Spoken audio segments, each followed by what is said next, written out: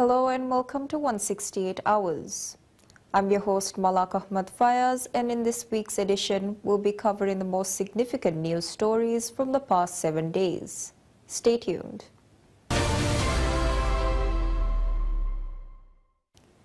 The Independence Day of the Maldives, observed annually on July 26, marks the day in 1965 when the Maldives gained independence from British colonial rule, which had begun in 1887.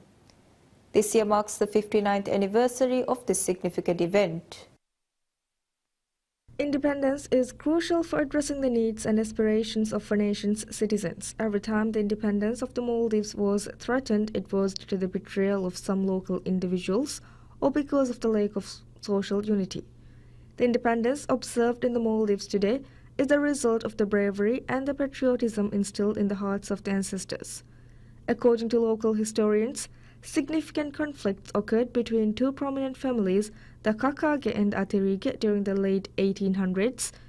These conflicts arose due to the unhealthy competition between the two families to secure the seat of the Prime Minister.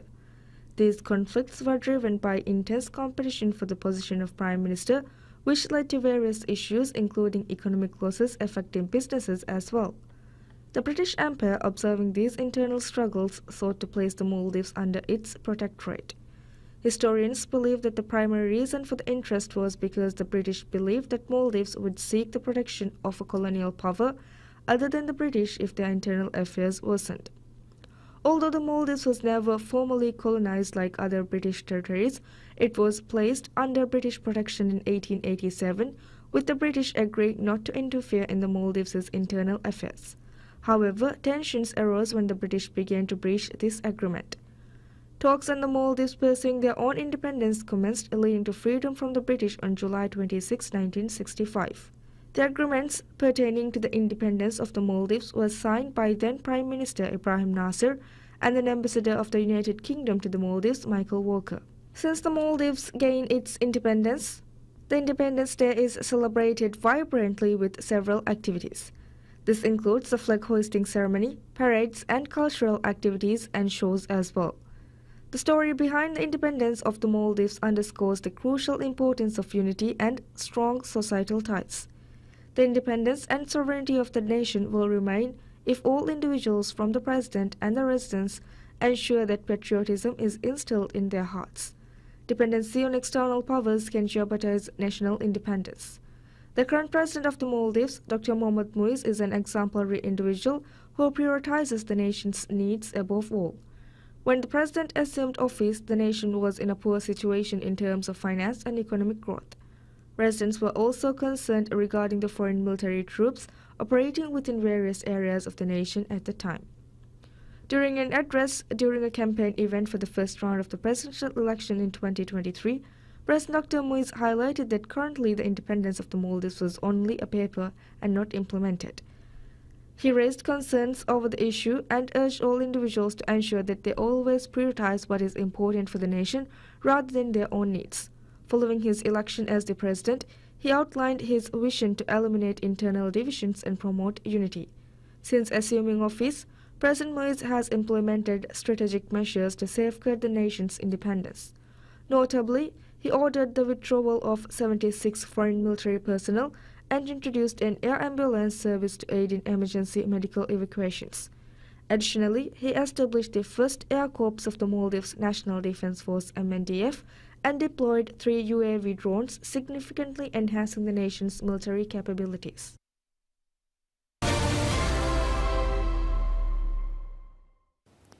The government implements measures to ensure that European quality medicines are available in the Maldives at affordable prices, in line with President Dr. Mohamed Muiz's commitment. The arrangements were made by the government to assure that the medicines are directly procured from pharmaceutical firms. This initiative aims to address the challenges residents face in obtaining the prescribed medicines at affordable prices, while ensuring the quality of the product from the manufacturing stage. The initiative is a noteworthy move as it has been a neglected issue from the previous administrations.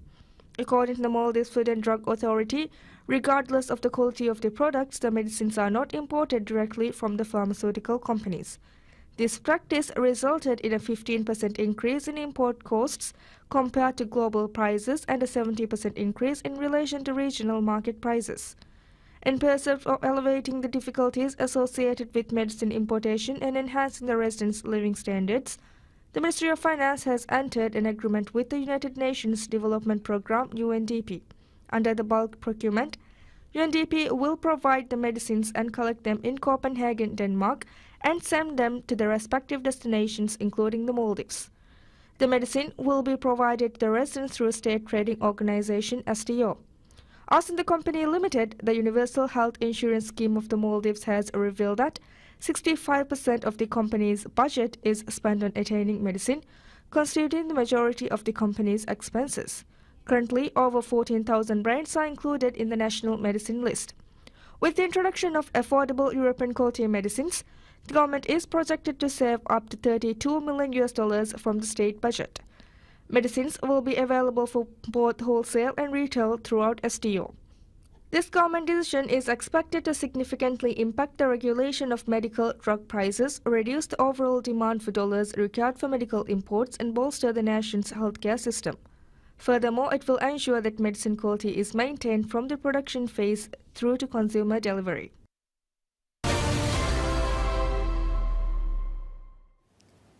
President Dr. Mohammad Moizu visits the Unveiling Vision 2024 exhibition organized by the Maldivian artist community. The contemporary art exhibition entitled Unveiling Visions is a series of exhibitions to showcase the arts and skills of Maldivian artists in a single platform. It is the 7th edition of the exhibition, which commenced on July 9th. The exhibition was held in collaboration with the National Art Gallery and is well received by the public. During the visit to the exhibition, President Dr. Moiz met with some artists of the community seeking information on their artworks in addition to observing the artworks displayed. The President was accompanied by the Minister of Youth Empowerment, Information and Arts, Ibrahim Wahid, and the chairperson of the Maldivian artist community, Azmi Halim. During his visit, President Dr. Moiz signed the book, which was signed by the visitors to the exhibition. Additionally, a special catalogue consisting of all the details and informations on the artworks showcased in the Unveiling Visions 2024 was presented to President Dr. Moiz. The catalogue was gifted by the chairperson Azmi. A total of 105 art pieces were displayed in the exhibition. The artworks displayed vary from the mediums used, including pencil, watercolors, digital media, mixed media, sculptures, installments, and calligraphy. The artworks showcased in this edition portrayed the history, culture, and the natural beauty of the Maldives, as well as special messages to the society. Furthermore, the exhibition featured artworks by 4 of the most prominent artists of the nation as guest artists. The guest artists were Afzal Shafiu, Abdul Muhaimin, Ismail Shujau, and Adil Ismail. The exhibition provides the opportunity for individuals who are new to the field and professional artists to participate and display their artworks. Maldivian artist community noted that the exhibition serves as a platform for artists to showcase their talents, strengthen the relationship between the artist community and the public, while providing more exposure and income opportunities for the artists. Maldivian artist community is a private organization working for the betterment of local artists.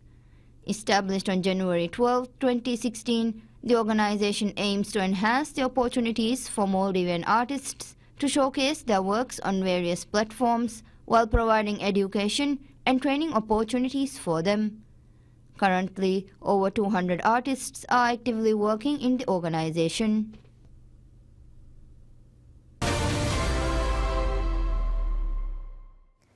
President Dr. Mohammad Moizu decides on important measures to address the issues of illegal immigrants in the Maldives following a comprehensive discussion on a proposal submitted by the Ministry of Homeland Security and Technology during a cabinet meeting.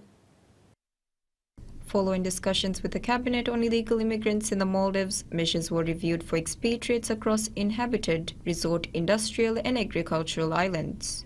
Steps include implementing 10 fingerprint scans and facial recognition for identification, alongside programs for regularization and assisted voluntary return (AVR) for those opting to return home voluntarily. The cabinet has also resolved to strengthen the enforcement system to address illegal immigrants in the Maldives. This includes establishing and publicly disclosing a list of companies that neglect their responsibilities towards migrant workers upon arrival, enforcing penalties for employer non-compliance, and taking further action if these issues recur. Furthermore, they decide to conduct audits and pursue strict legal action against illegal immigrants in the Maldives. This is intended to eliminate obstacles to employment opportunities for Maldivian youth, which are caused by the presence of illegal migrant workers.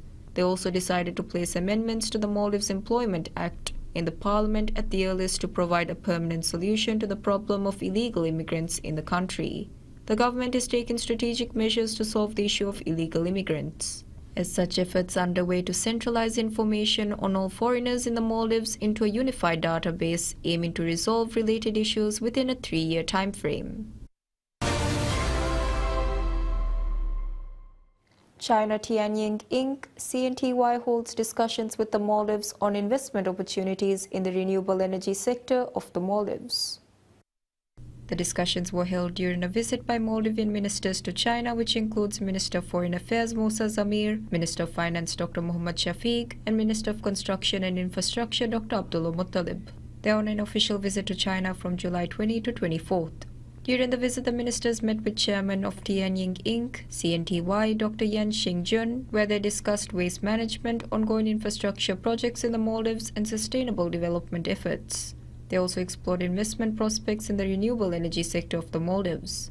The Maldives and China Tianying are already collaborating with an MOU signed in March this year between the Ministry of Climate Change, Environment and Energy and CNTY. The agreement spanning 2 years focuses on climate change, water and sanitation, energy and environmental protection, and low-carbon urban development. CNTY has committed to leveraging its industrial and technological expertise to support the social and economic progress of the Maldives. The Maldivian ministers are visiting China at the invitation of Minister of Foreign Affairs of China, Wang Yi. During their visit, they will meet with Wang Yi and other senior Chinese officials, as well as representatives from key Chinese companies involved in the Maldivian economy. The delegation also includes additional government officials.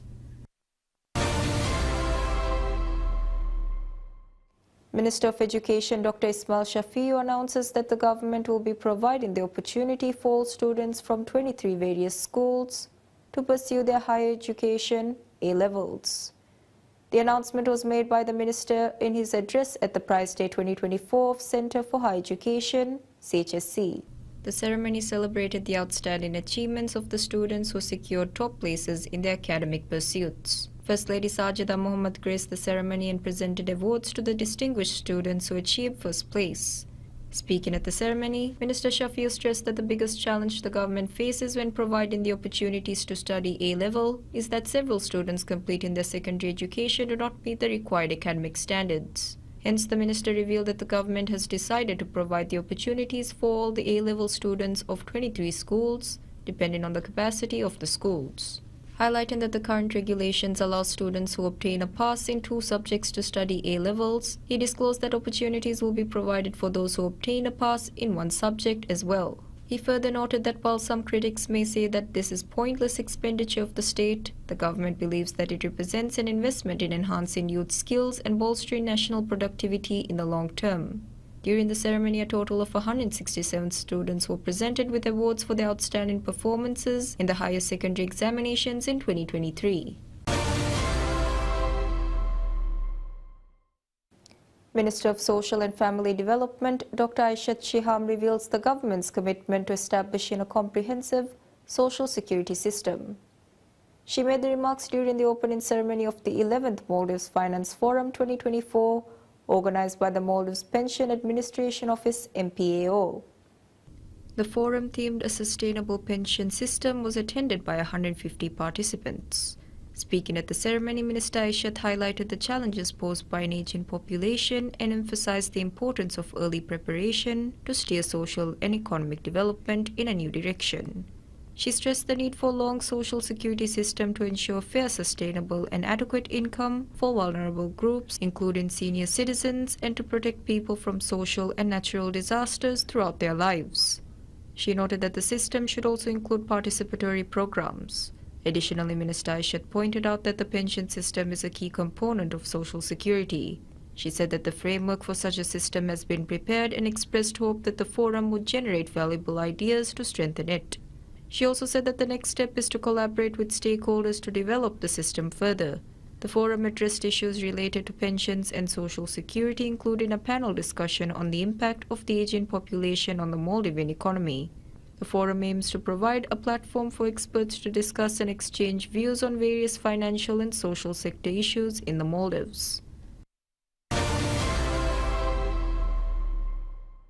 Minister of Climate Change, Environment and Energy Tariq Ibrahim underscores the necessity of utilizing renewable energy sources to reduce the state expenditures and ease the financial situation of the nation. He made the remarks during the ceremony held to inaugurate the establishment of hybrid power systems in 12 islands of the atoll. Speaking at the ceremony, Minister Tariq stated that the power systems established in the 12 islands were solar PV hybrid power systems of 2.5 megawatts. Along with these power systems, a battery storage of 1.9 megawatt per hour was also established. Highlighting that the current systems established in the country generate 67.5 megawatts, the minister disclosed that the power systems developed in the atoll will assist in reducing the usage of diesel annually by 1.12 million liters. It will in turn reduce the amount of carbon dioxide released to the atmosphere by 3,300 tons annually. Furthermore, Minister Tariq stressed the significance of reducing the dependency on the oil imported, emphasizing the need of bringing prompt adjustments, increasing the utilization of renewable energy. The minister highlighted that the nation heavily depends on imported oil to produce electricity and for transportation, adding that 13.5% of the GDP is spent annually to import oil. He said it was essential to switch to renewable energy sources to reduce electricity costs and to address the country's fiscal constraints. During the ceremony, Managing Director of Fenaka Corporation Limited, Muaz Muhammad Rashid, stated that the project of establishing the power systems was an important developmental project. He stated that it indicates that the Maldives is capable of generating electricity using renewable resources instead of being dependent on oil. The Ministry of Climate Change, Environment and Energy seeks investors to establish 15 megawatt solar PV systems in 13 islands nationwide, with bidding opportunities opened until October 22nd. The ministry stated that the efforts fall under the Accelerated Renewable Energy Integration and Sustainable Energy (RISE) project in collaboration with the World Bank. The project aims to significantly increase the use of renewable energy, install battery storage systems for storing electricity from renewable sources, and modernize utility networks on the islands. Furthermore, the ministry disclosed that the selected contractor will bear the capital expenses for establishing and maintaining the solar PV systems over a 20-year period. The contractor will be chosen through a competitive bidding process based on technical and financial capabilities, as well as proposed electricity rates. The ministry anticipates that they'll be able to elect a contractor during the first quarter of 2025. It stated that practical works for the project will commence during the last quarter of 2025, following the completion of necessary surveys which will be conducted in the area in which the power systems are to be established. Noting the significance of the project, the ministry projects a reduction of approximately 6 million liters of diesel annually. The ministry stated that it will further reduce the state expenditure on imported oil by $3 million per year. Under the RISE project, solar PV systems of 36 megawatts and battery energy storages will be established in several islands across the nation. Additionally, the electricity networks of 19 islands will be upgraded and modernized as well. The Parliament of the Maldives approves to exchange legal assistance with Sri Lanka. The Parliament approved the establishment of an agreement on assistance and cooperation between Maldives and Sri Lanka to prevent criminal offences following the case submitted by President Dr. Mohammad Muizzu to gain the approval of Parliament to establish such an agreement. The president decided to gain the approval of the parliament to sign the treaty between the government of Maldives and the government of Sri Lanka on mutual legal assistance in criminal matters after discussing the paper submitted by the Minister of Foreign Affairs to a cabinet meeting. The purpose of this agreement is to maintain the long-standing relationship between the two countries and to provide assistance and cooperation to each other in the prevention of criminal offences. Under this agreement, assistance shall be provided in criminal matters to the widest extent possible in accordance with the laws and regulations of that country and in accordance with the provisions of this agreement. Work on the agreement began in 2011. The National Disaster Management Authority (NDMA) and Male City Council holds a training program on accident and disaster preparation in Male City. The training program is part of the Making Cities Resilient MCR 2030 campaign initiated by the United Nations Office for Disaster Risk Reduction (UNDRR) in major cities worldwide. The campaign addresses the challenges of responding to disasters and incidents, providing information on making cities resilient to such events. The MCR 2030 campaign aims to enhance the capacity and preparedness of city councils to respond and overcome disasters through community participation and an integrated institutional system. The campaign will design a resilience roadmap for the next 10 years, raising institutional awareness on disaster response and recovery and setting the stage for implementing vigilant measures for cities and disasters. The campaign is also being conducted in collaboration with the NDMA and Male City Council. Chief Executive of NDMA, Hisan Hassan, said that Male can become disaster resilient through joint efforts of institutions and the community.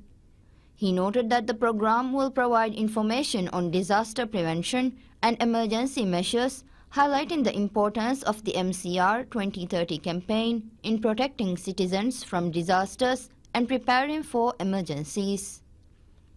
Meanwhile, Mayor of Male City Council, Adam Azim, noted the prevalence of natural disasters in the Maldives, such as floods, and stressed the need for collective efforts to mitigate the damage.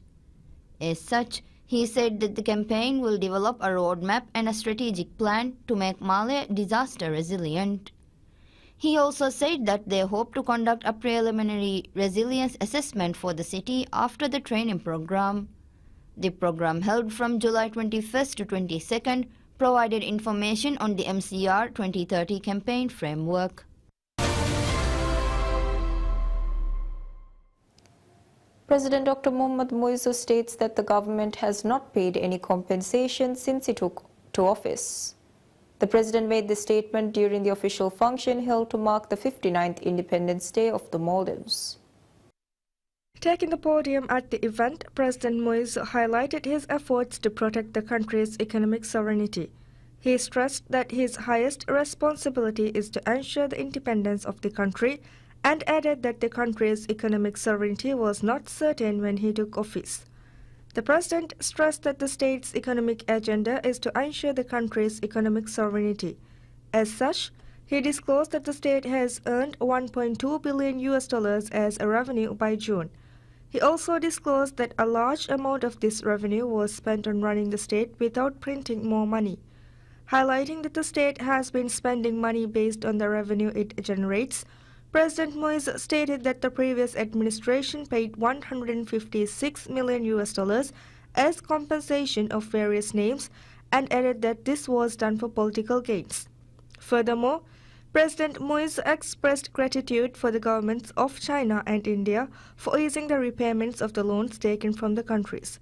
He explained that the loan repayment period for $3 million to the Indian government has been extended. He also added that the country has extended the basic food quota for 2 years and facilitated the use of the line of credit. Additionally, President Muizzu noted that China has assured that the Maldives would not have to pay the interest of the loans taken by China's Exim Bank for the next 5 years, and added that the technical work is now underway. President Muizzu disclosed that the UAE government has also assured the country that it will defer the loan for 5 years. The president stressed that the government is working to manage the economy for 5 years by distributing the loans lightly. As such, he noted that the state has paid back $247.6 million without any deferment and without printing money during the last 8 months. He stated that the government is implementing reforms to strengthen the economy and ensure the prosperity of the people. President Dr. Mohammad Moizu states that Airbus A330-200 wide-body aircraft of national airline Maldivian will commence flights in November. The president made the statement during the ceremony held to mark the Independence Day of the Maldives. Island Aviation Services Limited IASL signed an agreement with True North Coast Linden Boom to facilitate the national airline with an Airbus A330-200 wide-body aircraft. True North is a company specializing in aircraft leasing to various airlines. Stating that the national airline's first wide-body aircraft flights will commence in November, the president added that this will help increase the number of tourist arrivals to the country. He further added that work to increase direct flights to several destinations is ongoing and noted that direct flights to various parts of China have been arranged within the past 8 months. President Moise reiterated that the addition of a wide-body aircraft to the national airlines fleet is part of his pledges to develop the transport sector of the country. He noted that this is part of the work to commence direct flights over long distances. Managing Director of IASL, Ibrahim Iyas, revealed that the A330-200 aircraft has the ability to travel a distance of 13,000 kilometers directly, which is 3 times greater than that of a narrow-body aircraft. He mentioned that the aircraft is expected to arrive in the last quarter of the year and that initial flight operations will be launched between the Maldives and China. He also expressed his vision of expanding services to European and South African destinations in the future. The new Airbus, scheduled for delivery later this year, will feature 3 classes: business, premium economy and economy, with a total capacity of 264 passengers. And that's a wrap for this week's 168 Hours. Thank you for tuning in to PSM News. We'll be back next week with more updates on the most important events and developments. Have a great week ahead.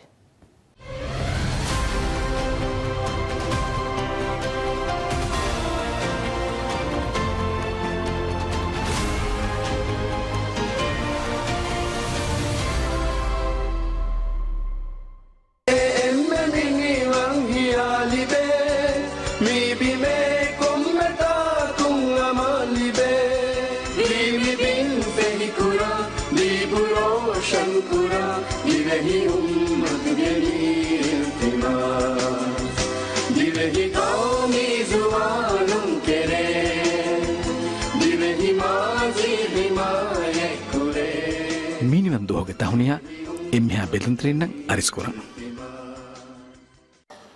Assalamu alaikum. Divihi rajyege